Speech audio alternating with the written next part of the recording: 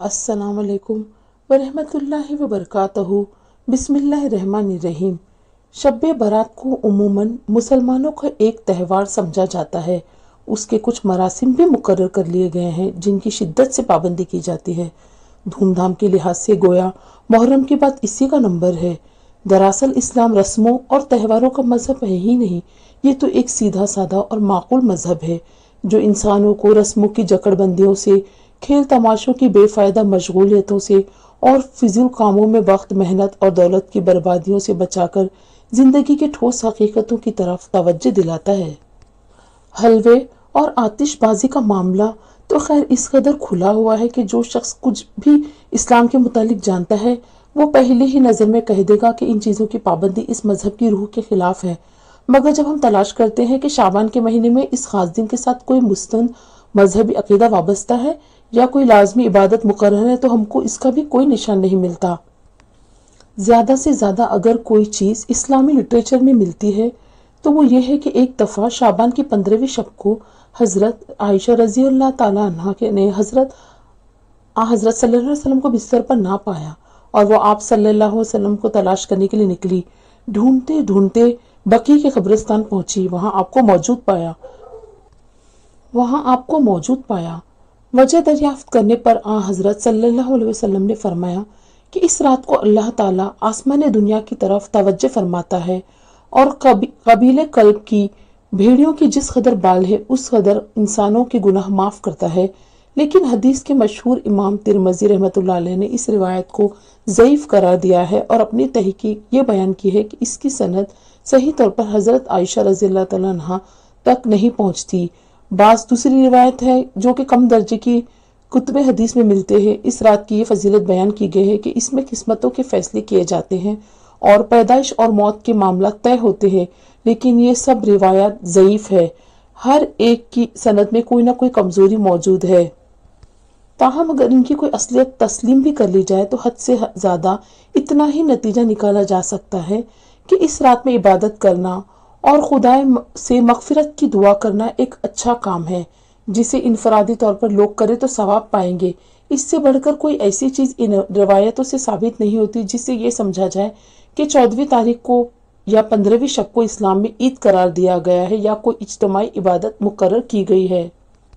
हदीस की ज़्यादा मोतबर किताबों से जो बात साबित है वो ये है कि रसूल सल्लल्लाहु अलैहि वसल्लम पर रमज़ान की आमद से पहले ही शाबान के महीने में एक ख़ास कैफियत तारी हो जाती थी। रमज़ान का महीना वो महीना है जिसमें आपको अल्लाह ताला की तरफ से पैगम्बरी जैसे अजीमुशान मुनसब पर मामूर किया गया और कुरान जैसी लाजवाल किताब के नज़ूल का आगाज़ हुआ। इस वजह से न सिर्फ रमज़ान में आप सल्लल्लाहु अलैहि वसल्लम गैर मामूली तौर पर इबादत फरमाया करते थे बल्कि इससे पहले ही आप सल्लल्लाहु अलैहि वसल्लम की लो खुदा से लग जाती थी। हज़रत आयशा रज़ी अल्लाह ताला अन्हा और हज़रत उम्मे सलमा रज़ी अल्लाह ताला अन्हा बयान करती है कि रमज़ान के सिवा साल के बाकी 11 महीनों में सिर्फ शाबान ही एक ऐसा महीना था जिसमें आप सल्लल्लाहु अलैहि वसल्लम सबसे ज़्यादा रोज़े रखते थे, बल्कि तकरीबन पूरा महीना ही रोज़े रखे गुजार दिया करते थे। लेकिन आप सल्लल्लाहु अलैहि वसल्लम का ये तर्ज अमल अपनी ज़ात के लिए ख़ास था और उस गहरे रूहानी ताल्लुक़ की बिना पर था जो नज़ुल कुरान की वजह से आप सल्लल्लाहु अलैहि वसल्लम को इस महीने से था। रहे आम मुसलमान तो उनको आपने हिदायत फरमाई थी कि माह शाबान के आखिरी 15 दिनों में रोज़े ना रखा करे, क्योंकि इससे ये अंदेशा था कि अगर आदतन लोग इस महीने के आखिरी दिनों में रोज़े रखने लगे तो रफ्ता रफ्ता ये एक लाजमी रस्म बन जाएगी और रमज़ान के फ़र्ज रोज़ों पर ख्वाह 10-15 मजीद रोज़ों का इजाफा हो जाएगा और इस तरह लोगों पर वो बार पड़ जाएगा जो खुदा ने उन पर नहीं रखा है। कुरान रस्मों को जंजीरों से तशबीह देता है और हज़रत मोहम्मद सल्लल्लाहु अलैहि वसल्लम के मिशन का एक बड़ा काम ये बताता है कि उन जंजीरों को काट फेंके जिसमें इंसान अपने आप को खुद कस रखा है। यही वजह है कि शरीयत मोहम्मदी में फ़राइज़ का एक निहायत हल्का और सादा ज़ाब्ता तजवीज़ करके बाकी तमाम रास्तों का खात्मा कर दिया गया। ईद और बकरे ईद के सिवा कोई त्यौहार ना रखा गया, हज के सिवा कोई यात्रा ना रखी गई, ज़कात के सिवा कोई नजर नियाज या दान पुण्य को फर्ज ना किया गया और हमेशा के लिए ये उसूल तय कर दिए गए कि इंसान को जिस तरह खुदाई फर्ज में कोई चीज़ कम करने का हक नहीं है, इस तरह कोई चीज़ बढ़ाने का भी हक नहीं है। इब्तिदाई ज़माने में जो लोग शरीयत मोहम्मदी की रूह को समझते थे वो सख्ती के साथ इस उसूल के पाबंद रहे। انہوں نے نئی رسم ایجاد کرنے سے انتہائی پرہیز کیا اور جو چیز لازمی رسم بنتی نظر ہے اس کی فوراً جڑ کاٹ کر رکھ دی۔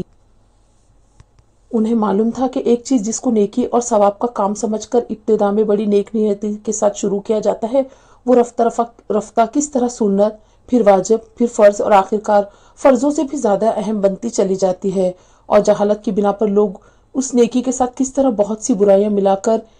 ایک خبیث رسم بنا ڈالتے ہیں۔ اس لیے ابتدائی دور کے علماء اور امام اس بات کی سخت احتیاط رکھتے تھے کہ شریعت میں کسی نئی چیز کا اضافہ نہ ہونے پائے۔ ان کا یہ مستقل عقیدہ تھا کہ جو چیز شریعت میں نہیں ہے اسے شرعی حیثیت دینا، یا جس چیز کی شریعت میں جو حیثیت ہے اسے حد سے زیادہ اس اہمیت دینا بدعت ہے، اور ہر بدعت گمراہی ہے۔ لیکن افسوس ہے کہ بعد کی صدیوں میں اس طرح سے انتہائی غفلت برتی گئی، اور بتدریج مسلمان بھی اپنی خود ساختہ رسموں کے جال میں اس طرح پھنستے چلے گئے جس طرح دنیا کی دوسری قومیں پھنسی ہوئی تھی۔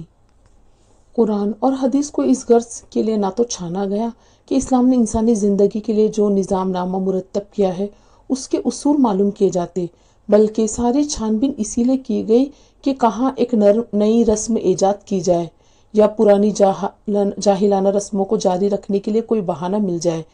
پھر اگر کسی جگہ ایک بال کی نوک کے برابر بھی کوئی اشارہ مل گیا تو اس پر ایک پہاڑ برابر عمارت تعمیر کر ڈالی گئی۔